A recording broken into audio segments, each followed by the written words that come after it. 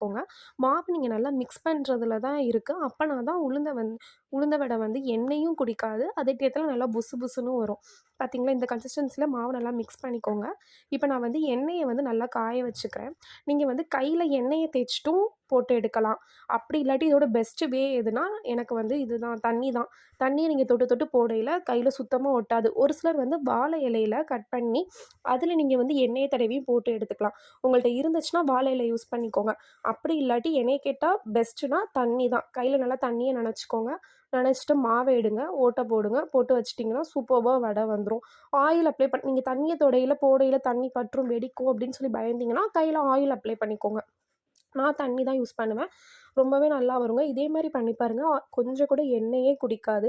ரொம்பவே சிம்பிள் தான். பட் இதில மெயினான விஷயம் என்னன்னா, நீங்க வந்து உளுந்த வந்து கொஞ்ச நேரமாச்சும் ஃப்ரீசர்ல வைக்கணும்.